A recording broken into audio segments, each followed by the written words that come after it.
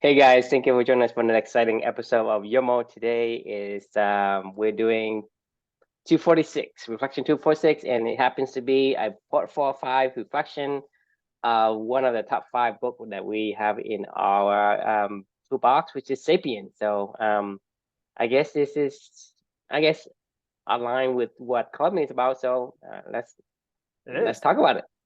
Yeah, so obviously this is one of the top 5 favorites, right? And this is part 4 of 5. And this particular revelation, was I read this book um pretty early on in this journey, right? Like Hmm. I think it was like I want to say September of 2020 when I first read this book, because I remember when I finished it actually.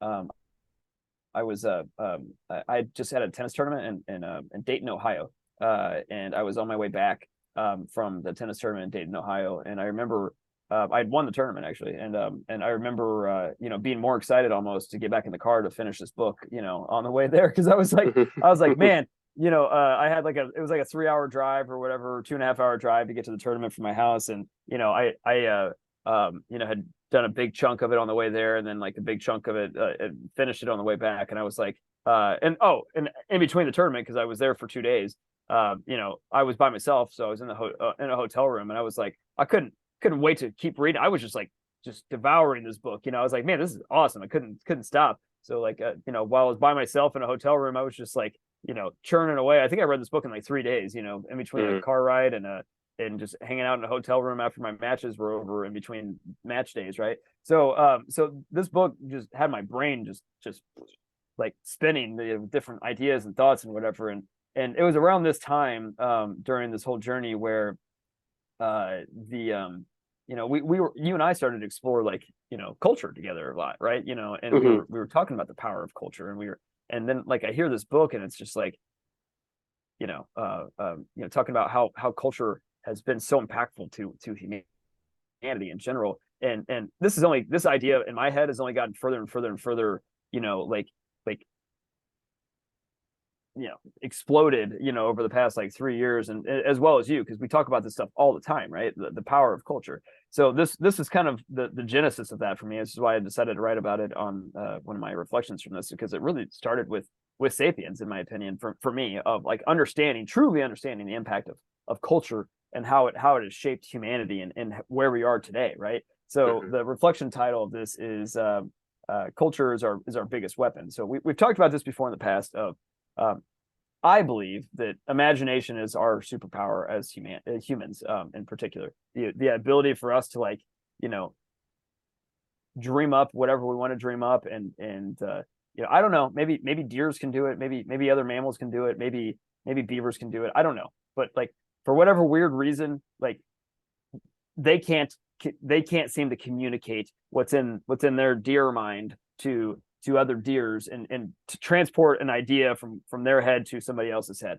Like, so whatever, I don't know if they have great imaginations, is my point. All I know is we have incredible imaginations, and to perceive, you know and dream into the future, and see pictures in our head, and to really like have that just visual in our head, and bring it to life, and thoughts become things, and things like we've talked about in the past, right? Well, if in my opinion, if imagination is our superpower, I think culture might be our biggest weapon, because to get those damn ideas out of our head, our imagination, and into somebody else's head, we invented all these things to be able to communicate from me to you, the words that I'm using right now, right? Like we talk about always being impeccable with your words, right? Like the more clearly you can describe an idea, a picture, or whatever that's forming in your head, and be able to describe that to somebody else, that's when that idea then becomes real, like, at that point in time. And when that idea becomes more than just one person, you start to figure out, well, how can we turn this into something, like, and as that idea spreads, and that mission spreads, and that we build organizations around these ideas, and that ultimately becomes culture, right? I'm not teaching you anything that you don't know, but like for me, that is a massive arsenal, a weapon in our arsenal of how we've impacted this world, is we've been able to scale ourselves and scale our ideas, and be able to share that amongst all of us to be able to say, hey, we can go kill a mammoth together. If 10 of us, collectively, imagine a way to all work together to go, trip this elephant or trip this mammoth with a rope or something like that, or whatever. Like, I got this idea for a rope. Like, let me go explain to you what it is. And then we all work together and we trip a mammoth and we all eat more, whatever it may be. Right. Like, my point of what I'm getting at is like, culture is powerful. It is incredibly powerful for us to be able to communicate with each other and to bring the ideas that we imagine to life and to turn them into a true thing that we can then go impact this world.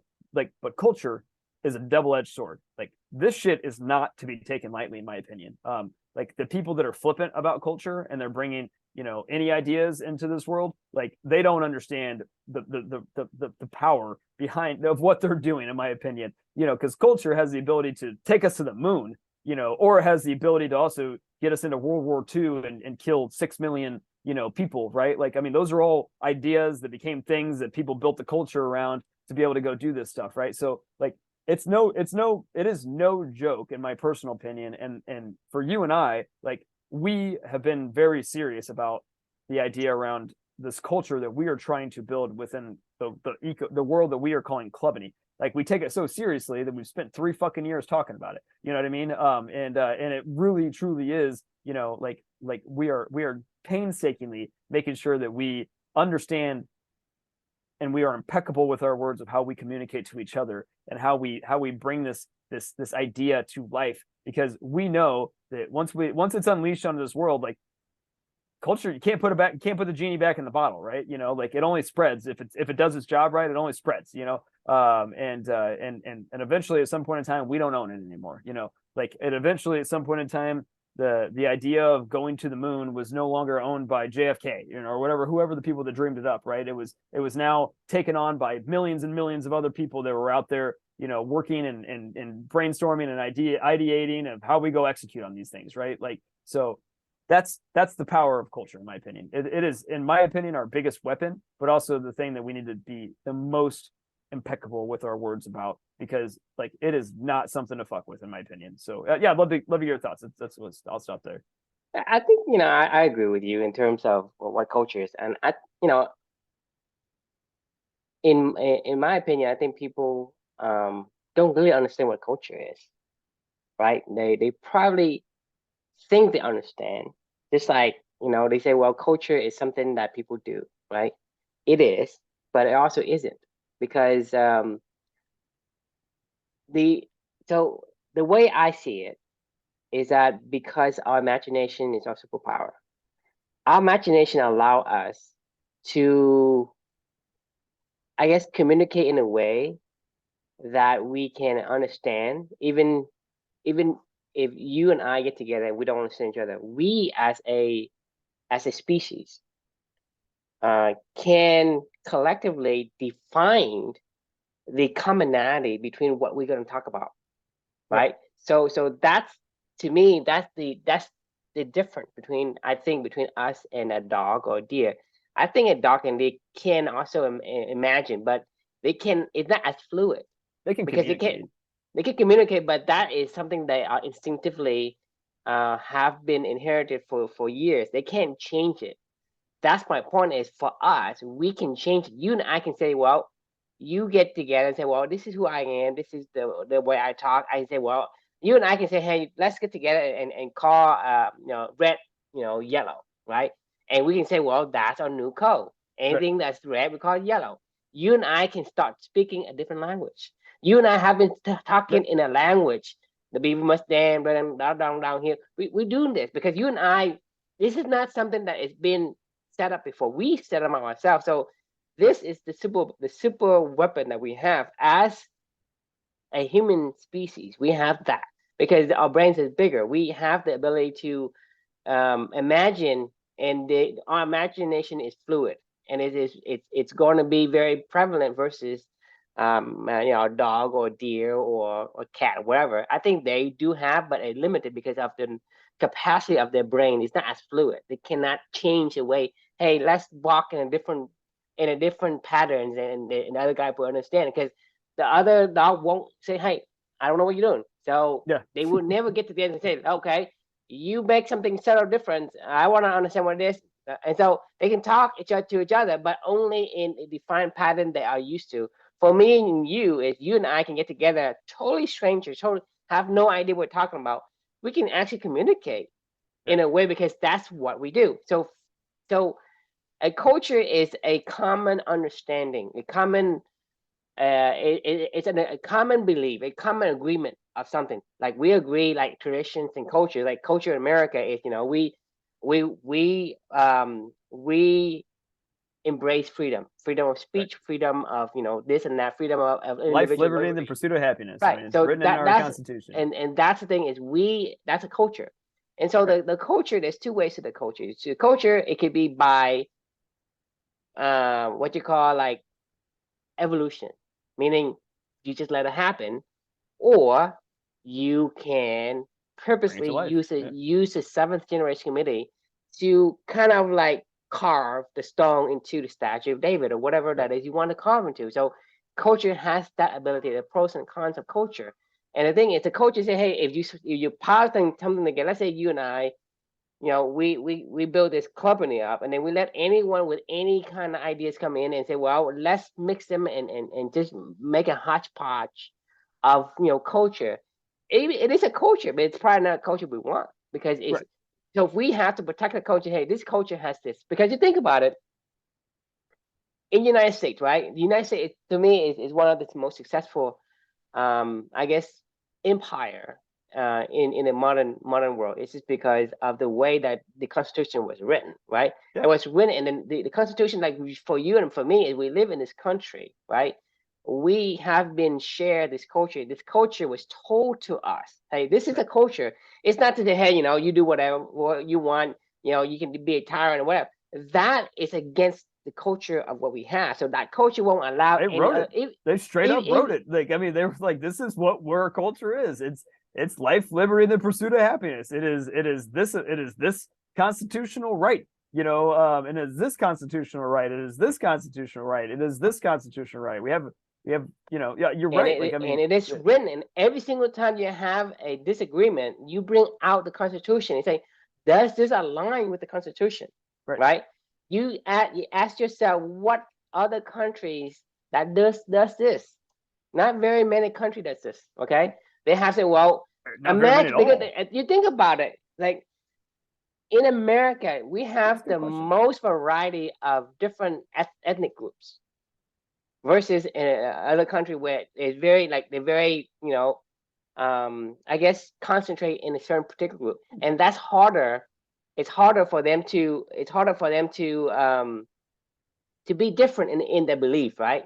But like I said, even if my culture, let's say my culture is an Asian culture, I come here, I don't actually take the culture and have a conflict with the culture of America. You just don't do that Right. because you go to the Constitution. But if the Constitution is not being upheld, you can write it and just store it into the closet. It's Right. not being upheld, then nothing is going. I mean, you The you living, breathing cannot document. you cannot like protect the ideas, right? You cannot protect the concept or the belief that you have, and that culture is it basically it goes by evolution. And so however whatever random chances different people bringing different things to, and they assimilate into, and whatever that is, it is still a culture, but it may not be the culture that you want. I, I, And I got sometimes something. Hang on 1 second.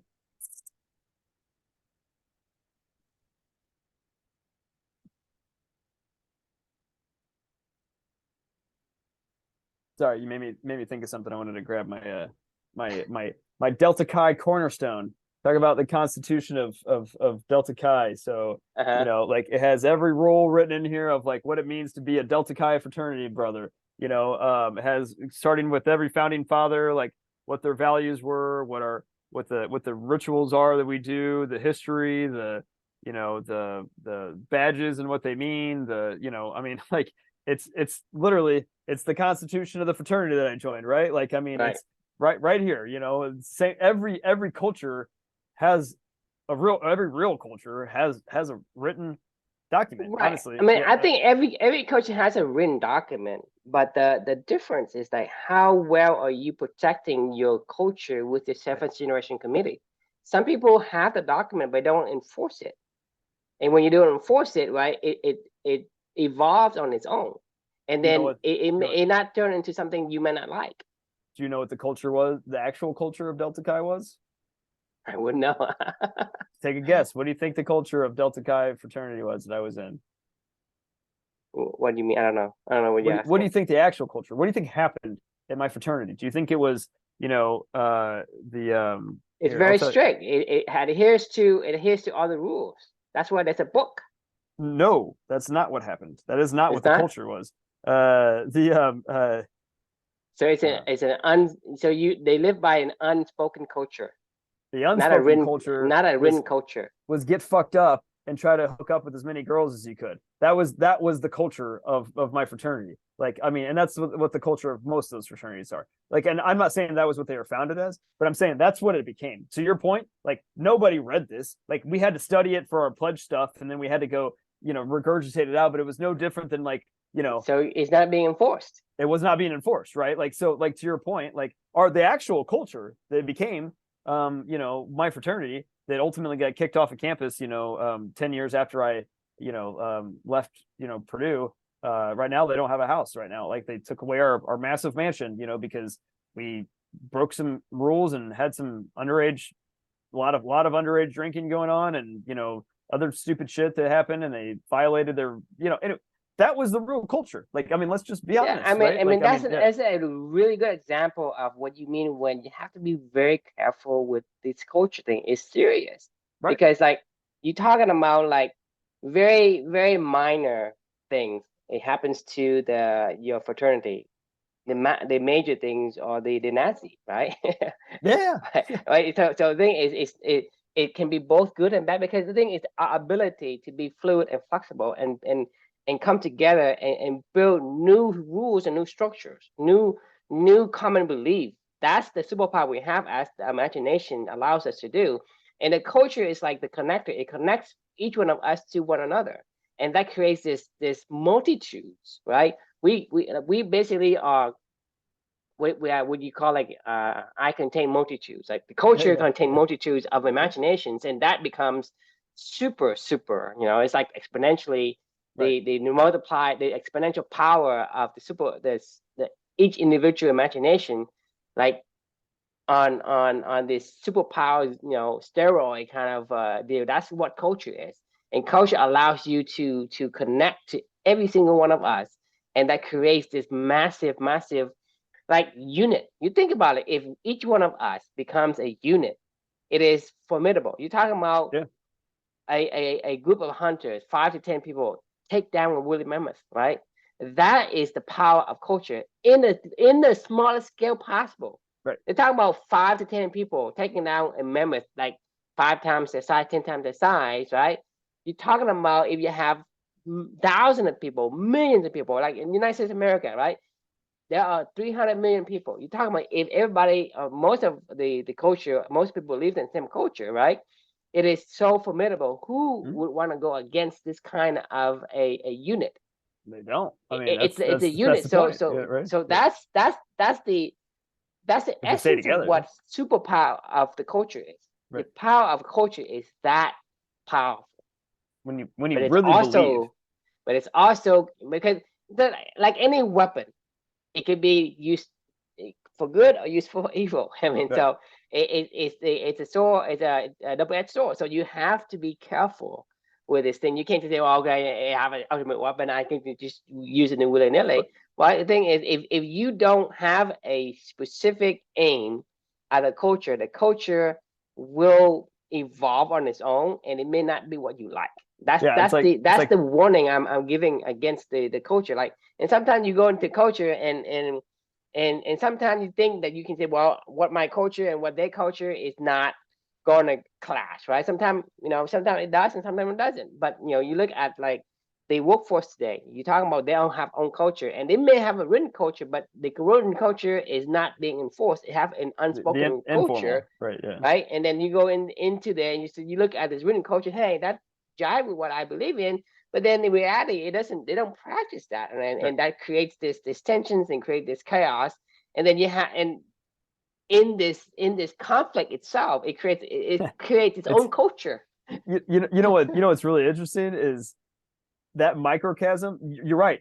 Cultures that die are the ones that start with an idea of who they want to be, and they may spend a year and a half going through and defining every single day of like what this means and where this idea came from, and refine. They may do what we're doing right now. They may write this book. They may have a constitution, but like to your point, when if there isn't some entity that is keeping the broader group connected to that original founding idea and understanding what it is and being able to spread that, then you are going, the further you get disconnected from it, like you were said, like is when chaos starts to happen. But you can actually extrapolate that down to the lowest common denominator of each individual, right? Like the funny thing is in our own personal lives, who we say we want to be, and the further that we get away from that with our actions, the more chaos our life becomes, and the more that we feel depressed, anxiety, whatever, like, so even in a culture, like at a massive level versus a micro level of an individual, the same rules apply, right? Like we are still idea driven people, entities, right? Like we believe in who we say we want to be, but then we go do something else and we feel sick to our stomachs and we feel awful, we feel depressed, we feel that gap growing, and we're like, this isn't who I am, but this is what I'm doing every day and I can't stop it, right? Like same thing with a culture, like you said, like this culture went from about law and fraternity and brotherhood and brotherhood to let's get fucked up and try to bring every have every girl that we can possibly have over and try to hook up or something like that, right? Like that's really what the culture became, and honestly, that's probably why we got kicked off campus. You know what I mean? That wasn't my, but my fraternity, was a stepping stone toward that fraternity, right? Like, I mean, we were no longer aligned to the original founding principles of right. why whoever You sliding down the slide, the scale, right? So right. you slide down a little bit, and eventually it's going to hit to the bottom. And so when you hit the bottom, you're going to have these consequences, right? Right. And the consequences could be, hey, I scraped my knees, or in the case of you get kicked out of the university, or Right. and your charter get revoked. So culture, if you don't adhere to the principle and core belief, if you don't really believe it, right? Let's say you and I can get together and say, hey, Chris, I'm an honest guy, right? I don't lie to you, so I'm just telling you, right? I'm convincing you that I am an honest guy, so I practice it. But in reality, I don't have I'll do the it. soul in the game, right? Right. So Yeah. how long would that last? So that's Not long that's at the all. thing is, if you preach these rules and definitions to persuade somebody to be part of this culture, but you don't practice it, it doesn't last, and you allow dilutions of these Right. rules, right? People see These it. rules, They know it's phony. right? Because and you're not gonna say, well, for me and for you, we don't run for trains. Let's take that for example. We don't run for trains, right? And so the thing is, yeah, I can run a little bit. Maybe I do half speed, half pace, Oh, right? I run Right. for trains, true. Like let's be honest. Like, I mean, I'm that is not one of my core values. Like it is one of my ideals. I would love to not run for trains, but but as well as I know, I believe that you don't run for trains. I believe that. I mean, if I said that, would you? But I still preach it though. But I still preach it, and Right. But I don't you preach that. you don't preach it but at the same time you are striving to get there, Sure. I'd love to be right? there. That's an ideal Right. state. So it's not like you preach it and then not practice it.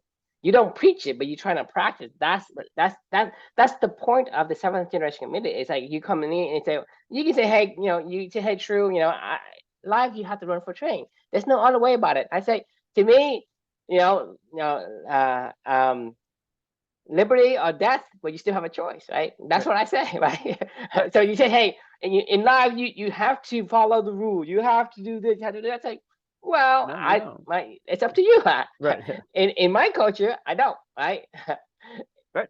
Actually, we Right? encourage the opposite of that. I mean, that's the point, right? Like, but I mean, you're right. I think the my reflection that I wrote on this was what we're doing right now, right here in this moment, and what we've been doing every single day for almost 3 years now is defining, understanding, and protecting the culture that we want to create. And like as we start to understand it better, we can say it better and we can simplify it to other people. But at the same time, we're also documenting in books and podcasts and all this other stuff, other people in the future, when someday when we're not here, like look at the Catholic Church, right? Or anything, the Marine right? Corps, the Marine Corps, whatever. Like like the Catholic Church has been around for thousands of years now at this point in time, right? And like the way, like why do they still exist? Like because they have people that are protectors of the original values that this was built on, right? The original, it's called practitioners. Right. I mean, this is the difference between a value that study that shit that you practice and a value you don't practice, right? The culture isn't going to stay if you don't practice it. It's going to disappear, and whatever you do becomes the default culture. Whatever that you do, that hey, I say one thing and say no, that's a culture on its own. Right. Culture on its own. Say, hey, that is like a culture of total deceit and lying. Where, yeah, that's a culture on its own. It's when you say that you're an ohana, and then you fire everybody. You know what I mean? Like that's a culture. That's a culture. Yeah, I mean that's a modern corporate culture. Everybody no joke. I think you have the ohana moment with the corporate that you work for. In the other environment that I work in, like they don't say ohana, but say we're family and we're here with each other. It's like when they fire you, it's like but we're like family. It's like just like last week, right? They say we're family. We're going to protect each other. We're going to do everything. We're not gonna let anyone be out with our work, blah blah, right? That's on a Friday. On a Monday, they say, hey, we have meeting at 9:15. You go to 9:15. I'm sorry, you're being let go, and then they hang up on you. Can you that's the family they just talk about the Friday before that. I mean, that's a culture. That is the culture, and that's why they don't survive. Like honestly, like that. This is why the Catholic Church is still around, and every other company that has come and gone since then is not. Because the real culture of any business is what? Money. Making money. That is the intention. I don't give a fuck what you want to spin it as. Like if Patagonia wants to say this is about sustainability, like no, it's about selling fucking making money. Clothes. Right, and it's about making fucking money, because if it wasn't, then you wouldn't have a business. That's what it's about. So don't sugarcoat it. And if you like Warren Buffett, or somebody like that, I don't think that he lies about it. I think he says, I'm just trying to make the best capital allocation management that I possibly can. He's not out there saying this is about family values and whatever. No, he's like, this is about fucking money. Does it make me money? I'm gonna make more of it. I'm gonna sell your ass. I'm reading the book that the book that I'm reading right now is so long. It's the longest book that I've ever undertaken ever. It's 35 hours. Wow. Okay. And I'm. What are you reading? A dictionary? Right. It's almost 1,000 pages long, and wow. And it's called Titan. It's about John Rockefeller's life. John D. Rockefeller, the Standard Oil magnate, right?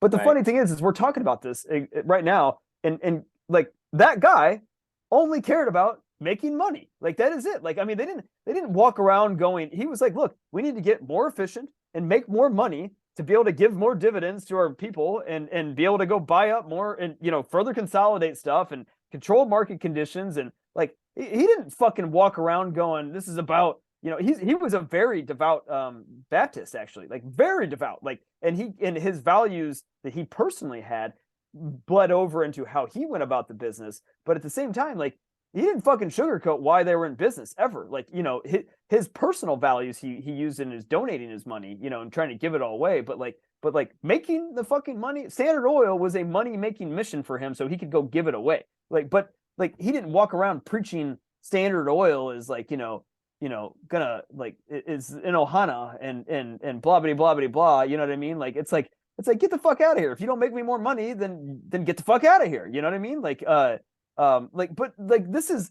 the disconnect that I feel like so many, people have today in the business world of like they're not living their actual ideals, like, because what they actually do has nothing to do with who they say they want to be, and like that's when you get schizo, you know what I mean? Well, but the thing is, it's culture nonetheless. It's still culture. You just believe in a culture of lies. I mean, Right. you have a disconnect, because if you say, well, if you think about it, in any culture, you can make a boatload of money. You can say, I'm the ohana guy. I'm the ohana culture kind of guy. Well, be the ohana culture guy. You go in there, you lie, you cheat, you steal, right? You can make a lot of money. Right. I'm not asking you to be honest. Right. I guess there's a lot of people that fuck over their families, so I guess you could still call it ohana. So the thing is, well, that's their ohana, right? Who's to say that's not ohana? They just got a dysfunctional family. It's like I say, it's culture nonetheless. It's still culture. It's a culture of misfits and the deed they do, whatever it is still culture. And the point we're trying to make is culture is that thing that has no I guess it has no definite direction, because it could be negative, it could be positive. So right. So when you so the point I'm trying to say is like we want you to deep dive into the culture and understand what culture is, because for us culture is something much more than what's on the surface. Okay, culture is so powerful if you can really understand it, then you can actually see a lot of these things. Because like for me, like I said, I can look at the ohana culture, I can look at the family culture, I can look at all these culture that people claim to be. It's like I can see through them. I can say, well, that's your thing. You do it. You do you. I do me. I'm not going to go into your little narratives. Right? You can talk all you want. I mean, the Catholic Church. I cannot be influenced by it. The Catholic Church takes hundreds of years to change their mind, on something, like hundreds of years. Like, you're like, how are you so far behind the times? And they're like, what are you talking about? We're not behind the times. We're doing what we said we're going to do. And that's why people continue to go through the Catholic Church, and it continues to grow, because they're like, I believe in what you guys are saying, and you guys are going to take this seriously. Like, and we don't just change, this week, if we don't believe in marriage is between not a man and a woman, we don't just, say, oh, well. And the thing is, the reason why the Catholic Church and all these culture survives is because they practice it. Okay, because you look at the Catholic Church, you practice it. It's like if somebody does something that is not like according to the doctrine, you say, well, that's not right. And same thing for me and for you, though. You come to me and you have this unbalanced day. I say, Chris, balance, man, balance. Because I'm always going to say, hey, look, there's balance. We have to practice balance. It's okay to be, be swayed off once in a while, but if you are, try to get back to balance. So we are practicing it. You come to me and say, hey, I'm running for train all day long. I say, I'm running for train. You shouldn't run for train either. Something is the encouragement. It's a practice. We practice that. You don't practice it, it doesn't get passed down. Okay. Exactly. And the reason why the ohana culture is still culture, but it's short-lived because you don't practice it, and you don't do what you preach. People gonna start to get wise on you, and they're gonna start to see you through the I guess the scripts that you put out in front, right? They're gonna say, well, you're the guy who said ohana, but ohana to you means that, hey, I don't like my family. I'm going to kick them to the curb and throw them under the bus every single chance I get. Well, that's your culture. But that culture doesn't stick around. My ohana is the drunk uncle that's in the corner spouting racist, comments, and and pissing off everybody. I guess I guess that's my Ohana. You know what I mean? But at least my uncle still, I call him my uncle. Like you guys just kick him out of the house, and you're like, never come back. You're not our uncle anymore. No, but I think you made an awesome point that of practicing, right, these things, like this for you and I, like I was thinking about, as I think about the Catholic Church, right, like priests, these aren't just practitioners, these are people that studied the original ideas, that became experts on those ideas, who then were placed strategically all over the world to say, okay, these are the keepers of that idea, in a non-connected world, right? Like they didn't have Zoom meetings to be able to get everybody together to go do these things, right? You had these priests that would study from other people that understood that, like Buddhism, same thing. Every religion's the same way. You have people that really get it, that really understand it, that want to immerse their life. There are seminary schools where you can go, you spend, I don't know, 5 years of your life, like you would in college, studying these ideas. You go to a Buddhist temple or whatever, where you have to go practice all their practices in order to be called a Buddhist monk or whatever, right? And then those people get sent back into the world when people want to challenge things and don't understand. But they're the ones that are there to answer those questions and help guide other people and to help be that seventh generation committee extension, out into the world. And as you think about, like how we are going to go about going through these things, I'm not saying we need to create priests or something like that, but like But we I need think to make sure that people understand what this about is. the seventh generation committee is about the master practitioner. Right. So and it's all about the practitioner. It's always about practice, right? If you don't practice it, you don't have soul in the game. Then there's no point. There's no point. Like, and you have to have a keeper of the culture, like not just Which yourself. which are the masters of the keepers? The master practitioners are the keepers of the code. Exactly. Like, right, and so like, so that's why you have these like really I guess knowledgeable priests, cardinals, and and then they go and they teach seminaries, and then these priests would actually learn, and then they go learn from these masters, seventh generation committee masters practitioners, and they will go to the individual jurisdictions and local rural areas and then start practicing that, right? And then they in turn have volunteers, and volunteer gets I guess trained into how to teach catechists and adult education, adult Catholic educations, and youth Catholic educations, and many I think it always comes from the top all the way down, and it's trickled down versus it's a hodgepodge of thing. You do whatever you want. They say no, you can't do that, because that is not something we're going to allow dilutions of our core values. If you do, then it would take a life of its own, and it's not usually, like I would say 99.99% of the time, it won't be the culture that you want. It's right, because it's by random, right? So don't allow the illusion of your culture. Who you look at the Catholic Church, you look at the Marine Corps, you look at the Texas A&M Aggies, right? Their culture are so strong that it either attracts you or repel you, right? It's not, it will not allow you to dilute it. You either understand it and you become a part of it, or you say, hey, that thing is so weird, I just can't stand it. It's just, it makes me nauseous. So you look at these cultures. These are strong culture because they practice it and they don't allow delusion. You can't say, well, you go to the Marine Corps and say, well, I don't care about my buddies, right? You won't last a day. You get outcast, because that's the culture of the Marine Corps. Yep. Even if you die in the field, they'll bring you back home. Yeah, but they have who's the high priest in the Marine Corps? The commandant of the Marine. There you go. Right, and then and they have people that live and breathe this shit of like the generals and the colonel or whatever the fuck else. The drill instructor, even down to the drill instructor, and then you have like the commandant, and you have the commanders, and then commanders you have the sergeant and the drill instructors, and the drill instructor have the squad leaders and platoon leaders, and all these they actually will trickle down. It's exact.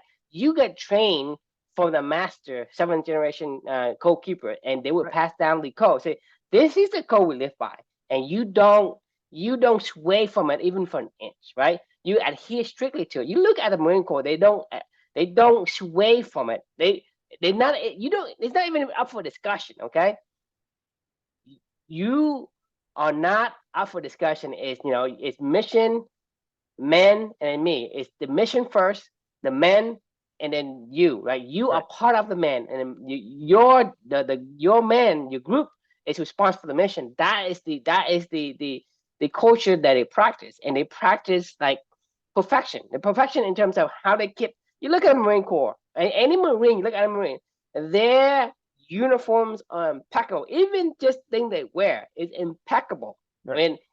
I mean, anything that's out of place, like you just won't see it.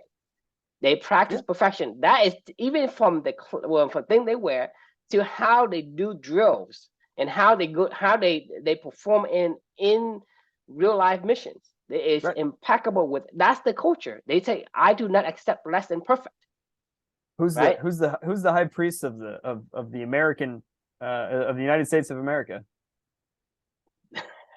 That would be Congress. It is. You're right. Like these assholes are the ones that are, my God, if they don't believe in life, liberty, and the pursuit of happiness, and they're on Capitol Hill, like fuck. Like, I mean, we're all fucked if that's the point, if that's the case, right? You know what I mean? Like if like once that stops slipping, like, I mean, then no more country, you know what I mean? Like you look at some of the law they put up today. I mean, some of this law just it's illogical to me.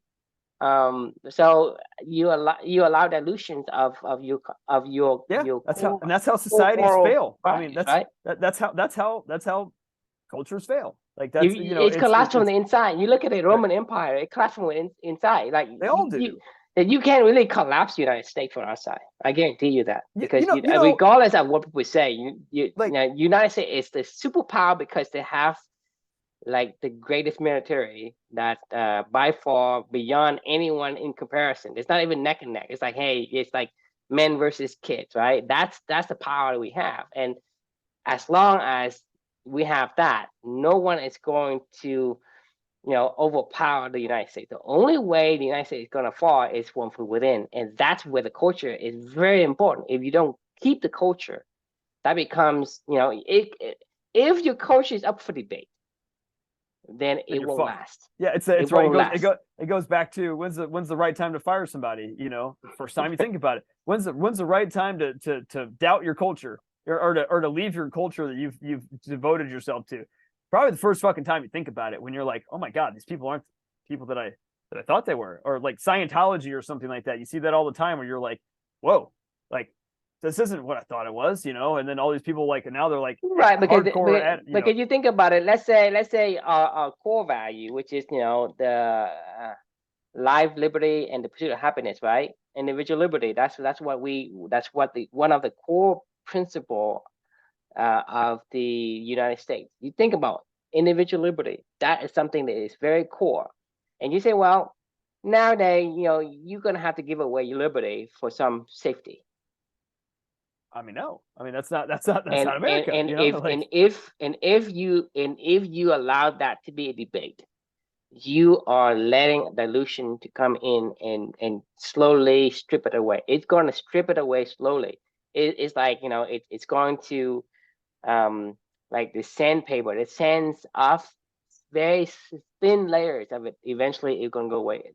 All you have to become nothing, right? You're talking about like your ability to speak, your ability to do and pursue your hobbies, your passions, whatever. If you allow things to start creeping in, eventually you give more than you think you would, and you realize that eventually they took too much, and then by that time it's too late. Right. And this our culture is a culture that is dedicated to striving for balance through meaningful work and meaningful relationships. Like that's it. So if we stray from that, like if someday that we're like you said, if someday we're running for trains all over the place and we're doing extreme things and we're like, well, that's not a balanced existence, and that's not helping people to find meaningful work and find and to connect and build meaningful relationships, then you go, okay, this isn't our values, and like we need that's what we need to pivot. Like, hey, go refer back to book 245 of the original, Year of Magical Learning Journey, and or book 246, and talk about, the power of culture or whatever. And like, if anybody has any questions as to what Drew and Chris designed, what they thought of when they meant this stuff, we're fucking saying it right now, right? Right. Here, it's documented, it's on video, it's been written, like, like this is what we mean. Like if it steers from that, then it's wrong. Like, don't do that. I mean, the thing is, you think about do it, but not here, not with us. Yeah, Like, it doesn't belong to this culture. If you have any, if you say, hey, I believe in the club and the culture, and you say, I believe Beaver must stand, but I also believe that Beaver can be an astronaut, right? You basically, to me, it's like, no, no, not possible. Don't even try it. Because the thing is, the moment you kind of like let the door kind of like swing open just slightly, right? Eventually it's gonna get wide open, and it's diluted, and your whole entire culture is completely gone. So the thing is, in order for a culture to survive, you must have to defend it. That means that you as an American need to defend the Constitution. Whatever you believe in, need to defend it. We as a culture, as a member of Clubney, we defend the culture of Clubney. Like I say, the Beaver, be a Beaver. If you're a Beaver, be a Beaver. And Beaver must damn and do the thing that you are made to do, right? Don't say, well, I'm going to say, I'm a Beaver. That a little bit. I have to challenge that. Every Beaver can be whatever they want to be. But they need to discover that they are a Beaver eventually and come back to being a Beaver. Like, you know what I mean? Like, I'm not going to stop you from going, well, I feel like I'm going to go explore down this road. Like, that's fine. Go explore. If you're a Beaver, like, and you want to be you don't want to be a foxy Beaver, like, well, you don't belong here. But I'm saying I don't want to discourage them from exploring being you have to Beaver. explore. You have to explore what you are. Right. Meaning what you are, you cannot change. What you are, you cannot change. I cannot change who I am. Okay. That's what I meant. That's what I'm saying. Is like I can't say, hey, but you can only Chris, you can only come up with that. I decided I want to be Caucasian today. Right? Well, I want to be Caucasian today. Well, that's a physical. I mean, it's the same concept. Let's say I want to be. We could change the definition of Caucasian, I guess. Well, the thing is, we talked about this before. Hey, we're gonna go down semantics road. Like, but no, I'm with you. I just wanted to throw a quick little caveat into there of like, I have no problem with you exploring, maybe today as a Beaver you want to go pick berries. Right, because like once you know you're a Beaver, you need to be Beaver. But until you know you're a Beaver, you need to explore the journey. Okay, who the fuck am I? Exactly. That's what I'm saying. That's what I'm saying. Is like we're not trying to say like, like I'm not telling you to be a Beaver. You can't question. Like, you absolutely should question. We're just saying that once you figure out who you are, you be that person. You know what I mean? Like and because that's the essence of what clubbing is about. Right. It's this journey to discover who you are by nature. You have your own nature, right? And once you know your nature, then you live according to the nature of who you are. And that is what the culture of clubbing is about. Right. And if you don't do that, you don't belong in here. You can say, well, I want to be, I'm a duck, but I want to be an eagle. I'm going to go to an eagle school. I'm going to catch fish. I'm going to do whatever. Do whatever you want. You can be delusional all you want, right? I can be delusional all I want. I can be Beaver all I want. But the thing is, we don't cross and I don't allow you to cross into the clubbing culture, because clubbing culture, I wanted to pass on what I believe. If you can see what I believe, then you come in. That's what culture is about. I'm not asking you to see what I see. Okay. Right. I mean, I'm not asking you if you do see, right, and I see the same thing. This is what culture is about: the common understanding and belief of something among the species, right? It's an idea or a concept that we see. It's the same. That's what a culture is. That's the connector. You know what I would say is, I mean, I'm just putting this out there publicly at this point in time. Like, if Salesforce would have said, we will, because this is an ohana, and this is how we think about our employees. We will never, ever, ever fire a single one of you. Now that doesn't mean that like we're not going to say that you're not a fit, and we're not going to encourage you to leave or something like that. But because sometimes family members need to get checked, and be like, hey, look, if you want to be a part of this family, like you got to be a part of the family, right? And anyway, my point being, Like I would have had more respect for them if they would have said, we wanted to fire 10% of our company, but we chose not to because we're in Ohana. Like, I would have been like, respect. Like, okay, all right, that's a family, right?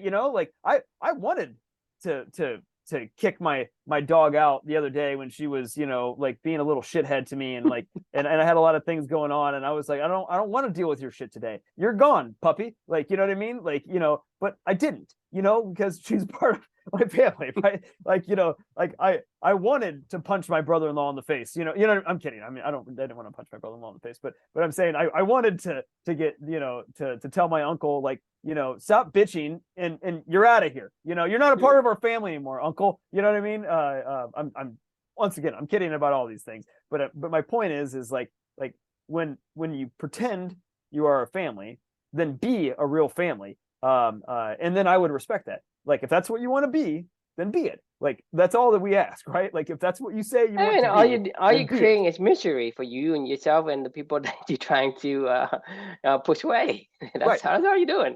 But that's the thing with the culture is like, every time that we say no, nobody sees that, right? Every time that you don't run for a train, nobody sees that. But they do see when you run for a train and you say, I don't run for a train. That's what they see, right? Like it's always saying the right no's, like, no, we're not going to do all these things. And you don't see all that stuff, right? Like nobody sees all the no's the Catholic Church does every single day. Every single one of their members, doesn't violate that, right? Well, we do see it when like the priests are molesting children and they're saying, like what, then that's like, whoa, like, I mean, that's when they went horribly astray, you know what I mean? And you're like, oh, okay, well, they, that does put a little chink in your armor. So like, should we be questioning this at this point in time? But my point is like, the best culture is the one that you never have to like, it's you say no all the time. Like, you know what I mean? We say no all the time to different ideas that we put into the fire, right? Like every we say no more often than we say yes. But when we say yes, that means something, right? That means that we thought about it. You think about cooking a dish. Imagine you put everything, right, everything into the wok, and then you can stir fry whatever you want. It's not gonna taste good. It has to have the right ingredient that fits together. exactly. And you have delicious meal. If not, then it's still a dish. It's still a dish. If you it's just not a very delicious dish. It's not one that's very appealing to people, and like, and they don't know what to expect out of that next dish that they have. Like if you make an amazing apple pie and then all of a sudden you start throwing in, cherries and blueberries into your apple pie, and you're like, well, this isn't an apple pie anymore. Like, what are you talking about? You don't make an amazing apple pie. Yeah, I think that's a great point. It's like when people come to expect you to make a great apple pie, you put apple pie and you put salt in there. Put salt in apple pie. Right, that's actually kind of good. I mean, personally, but I love salty and sweet at the same time. But anyway, all right, I got to go to bed. How about put fish in apple pie? Yeah, don't put fish. Yes, that. Oh God, that just sounded awful. But no, you're right. Like it's figure out what ingredients taste delicious, and then make that, and then people will expect that, and then everybody knows True makes a great apple pie. And then the apple pie continues to be requested for cooking and for baking and whatever, on and on and on. If you make something that is a hodgepodge, it's a one and done because no one wants it. So who's gonna ask you, say, hey, make me an apple pie? So all the good dishes that comes down, passed down from generation to generation, is because it was good and it's made the same way every single time. It's no, today I don't have sugar. I'm gonna add a fish to it. Right? You think about it. It's like Italian cooking still Italian cooking. If you make pho or or whatever. I mean, imagine spaghetti and you put it in soy sauce. Okay. Sounds disgusting. Like, I mean, like I would never do that. Like, but that's my point. That's my point. You can't allow dilution just because somebody say, hey, maybe try some of this. It's new. It tastes good by itself. It come in. It should be good, right? Well. Surprise, surprise. It doesn't work like that. I could not agree more. All right. So I think that's a good place to end. The question we can leave for everybody is in what ways has culture impacted your direction in life? A million other questions you can ask around culture as well. But it's just It's really powerful. And something start to open your eyes and see all the cultures you belong to. It is And deceptively powerful. yeah. Okay. You don't even know. People don't understand the depth of how powerful this culture is. There's a lot of ideas that you believe in that you couldn't even fathom that you accept every single day, because we have to accept them, right? Like, I mean, I don't want to get into this, but it's like if we all didn't accept That's another money, discussion. That's yeah, another right, yeah, Yoml. exactly. Like if we it didn't accept the idea of money, like it would. I mean, I can't even fathom what would happen if you gave me a green piece of paper and I'd be like, the fuck is this, True? You want me to go spend 2 months of my life building your house for a piece of paper? Like, what the shit is this? Like, you know what I mean? I'd be like, you need to go, like, farm 10 acres and bring me food for the next 2 months, or the next 3 months or whatever. You know what I mean? I'd be like, what's this green piece of paper shit? You know what I mean? Anyway, all right. That is a whole nother. That's an tangent. Yeah, right. Yeah. Awesome. All right, everyone, signing off for the night. Thank you all for joining, and we'll see you all tomorrow. Sounds good. Good night.